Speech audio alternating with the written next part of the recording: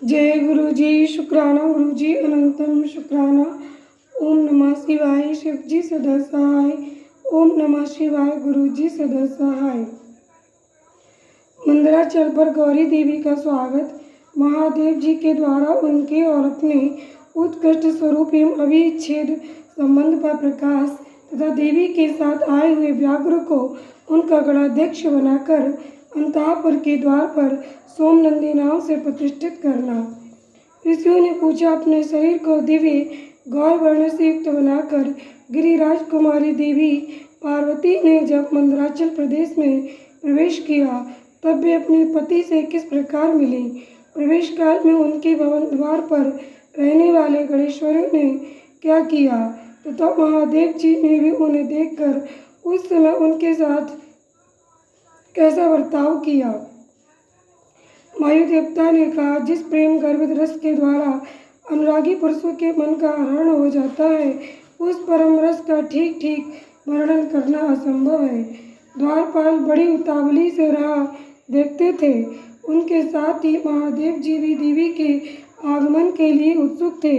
जब भी भवन में प्रवेश करने लगी तब संकित तो उन प्रेम जनित भावों से उनकी ओर देखने लगे। देवी भी उनकी ओर उन्हीं भावों से देख रही थीं। उस समय उस भवन में रहने वाले श्रेष्ठ पार्षदों ने देवी की वंदना की। फिर देवी ने विनय युक्त वाणी द्वारा भगवान त्रिलोचन को प्रणाम किया।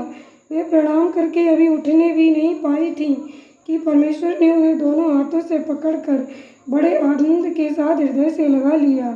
फिर मुस्कुराते हुए वे एकटक नेत्रों से उनके मुखचंद्र की सुधा का पान सा करने लगे। फिर उनसे बातचीत करने के लिए उन्होंने पहले अपनी ओर से वार्ता आरंभ की। देवाधिदेव महादेव जी बोले, सर्वांग सुंदरी प्रिय, क्या तुम्हारी वह मनोदशा दूर हो गई जिसके रहते तुम्हारे क्रोध के कारण मुझे अनन्य विनय का कोई भी उपाय नहीं सूझता था।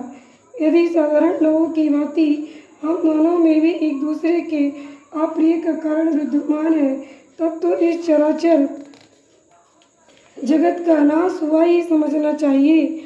मैं अग्नि के मस्तक पर स्थित हूँ और तुम सोम के। हम दोनों से ही ये अग्नि सोमात्मक जगत प्रतिष्ठित है। जगत के हित के लिए स्वेच्छा से शरीर धारण करके विचरने वाले हम दोनों के वियोग में ये जगत निराधार हो जाएगा। इसमें शास्त्र और युक्ति से निश्चित किया हुआ दूसरा हेतु भी है। इस स्थावर जन्म रूपी जगत वाणी और अर्थ में ही है। तुम साक्षात वाणी में अमृत हो और मैं अर्थ में परम उत्तम अमृत हूँ। ये दोनों अमृत एक दूसरे से विलग कैसे हो सकते हैं। तुम मेरे स्वरूप का बोध कराने वाली विद्या हो और मैं तुम्हारे दिए हुए विश्वासपूर्ण बोध से जानने योग्य परमात्मा हूँ।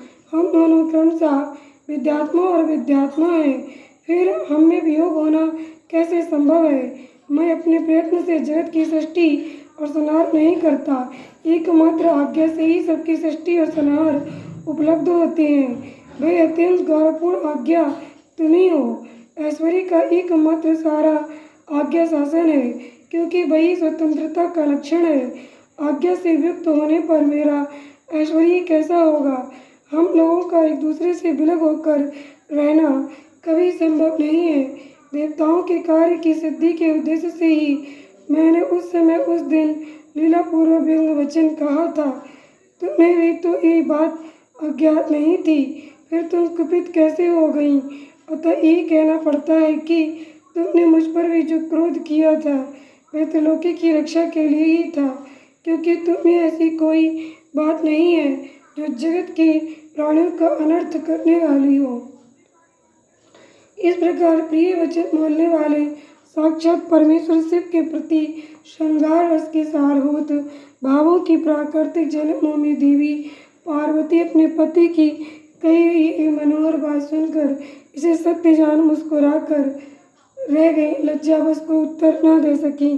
केवल कौशिकी के यश का वर्णन छोड़कर और कुछ उन्होंने नहीं कहा। देवी ने कौशिकी के विषय में जो कुछ कहा उसका वर्णन करता हूँ। देवी बोली, भगवान, मैंने जिस कौशिकी की सृष्टि की है उसे क्या आपने नहीं देखा है। वैसे कन्या ना तो इस लोक में हुई है और न होगी।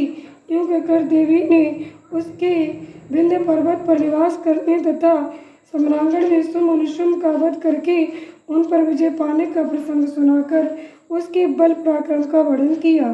साथ ही ये भी बताया कि वह उपासना करने वाले लोगों को सदा प्रत्यक्ष फल देती हैं तथा निरंतर लोगों की रक्षा करती रहती हैं।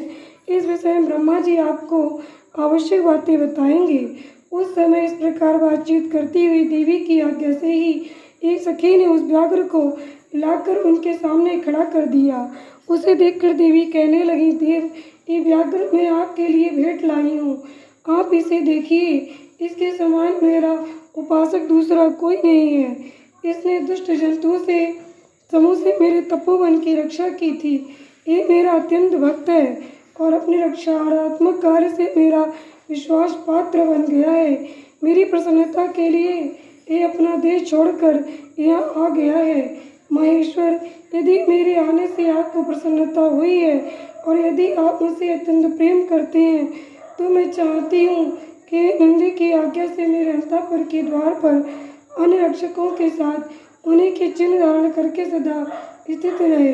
वायुदेव कहते, देवी के इस मधुर और अंत तोत गदवा प्रेम बढ़ाने वाले शुंभ वचन को सुनकर महादेवी जी ने कहा, मैं बहुत प्रसन्न हूँ। फिर तो वह व्याघ्र उसी क्षण लचकती हुई स्वर्ण जटित भेद की सी छड़ी, रत्नों से जटित विचित्र कवच, सर्व की सी आकृति वाली छुरी तथा रक्षकोचित वेश धारण किए गणाध्यक्ष के पद पर प्रतिष्ठित दिखाई दिया। उसने उमा सहित महादेव और नंदी को आनंदित किया था, इसलिए सोम नंदी नाम से विख्यात हुआ। इस प्रकार देवी का प्रिय कार्य करके चंद्रार्ध भूषण महादेव जी ने उन्हें रत्न विभूषित दिव्य आभूषणों से भूषित किया। चंद्रभूषण भगवान शिव ने सर्व मनोहारिणी गिरिराज कुमारी गौरी देवी को पलंग पर बिठाकर उस समय सुंदर अलंकारों से स्वयं ही उनका श्रृंगार किया। जय गुरु जी, शुक्राना गुरु जी, अनंतम शुक्राना। ओम नमः शिवाय, शिव जी सदा सहाय। ओम नमः शिवाय, गुरु जी सदा सहाय। संगत जी, आज का हमारा ये अध्याय यहीं पर संपूर्ण हुआ। आप और आपका परिवार सदा स्वस्थ, सुखी और समृद्ध रहे। भगवान शिव, माता पार्वती, परम पिता परमात्मा परमेश्वर भगवान शिव, हमारे आनंद कंद गुरु जी की कृपा सदैव बनी रहे।